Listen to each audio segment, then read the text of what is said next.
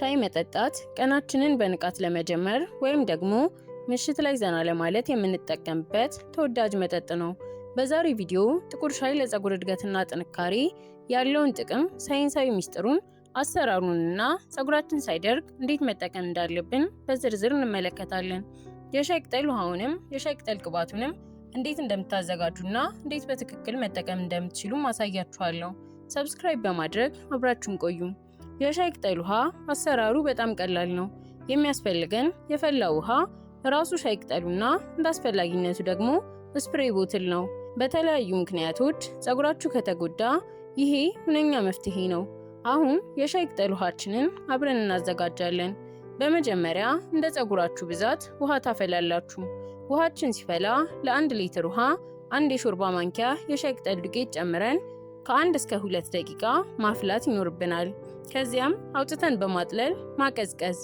ሻዩን ስታፈሉ ወፈር ያለ የሚጎመዝዝ ማድረግ አለባችሁ። እሳት ላይ ለረጅም ደቂቃ ማቆየት ግን የለባችሁም። ከዚያም ታጥቦ የተዘጋጀ ንጹህ ፀጉር ላይ በደንብ አድርገን መነከር፣ በደንብ እንዲርስ አድርገን መቀባት አለብን።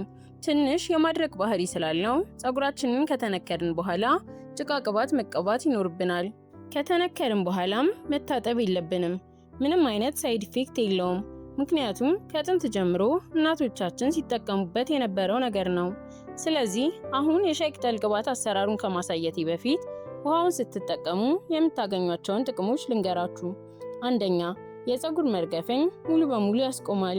በውስጡ በሚገኘው ከፍተኛ ካፌን አማካኝነት የፀጉር መርገፍን የሚያመጣውን DHT ወይም ዲሃይድሮ ቴስቶስትሮን ሆርሞን ይከላከላል። ሁለተኛ፣ ፎሮፎርንና ድርቀትን ያጠፋል።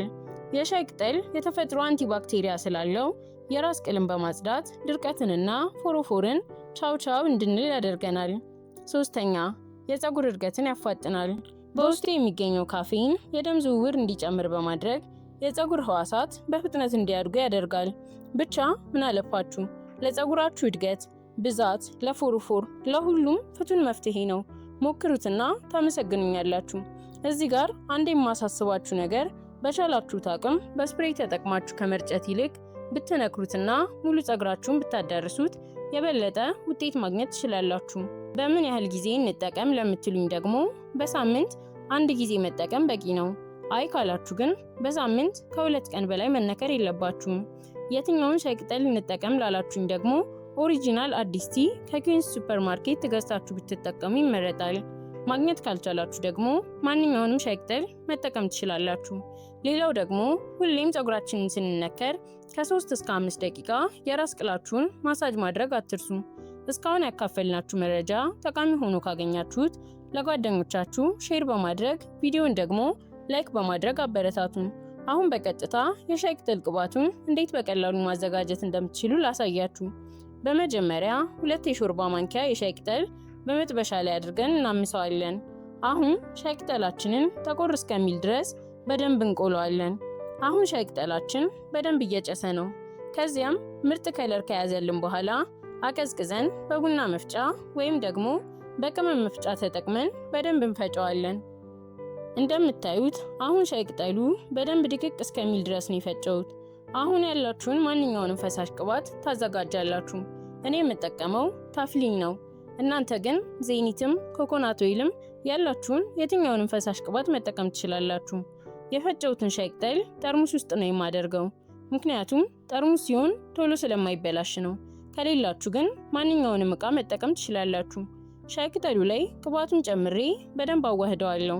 ወፍሮ ለመበጥበጥ ካስቸገራችሁ ደግሞ ማንኪያ አምጥታችሁ በማማሰል በደንብ ማዋሃድ ትችላላችሁ። እንደምታዩት አሁን በደንብ ተቀላቅሎልናል። ስለዚህ ከድነን ቁጭ እናደርገዋለን። በራሱ ይጠላል።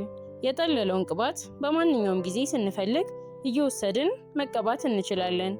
ይህንን ዘዴ በየሳምንቱ ብትጠቀሙ በፀጉራችሁ ላይ የምታዩት ለውጥ ያስገርማችኋል። ቪዲዮውን ከወደዳችሁት ላይክ እና ሼር ማድረጋችሁን አትርሱ። ለቻናሉ አዲስ ከሆናችሁ ደግሞ በቀጣይ በሌላ ቪዲዮ እንድንገናኝ ሰብስክራይብ በማድረግ ቤተሰብ መሆን ትችላላችሁ።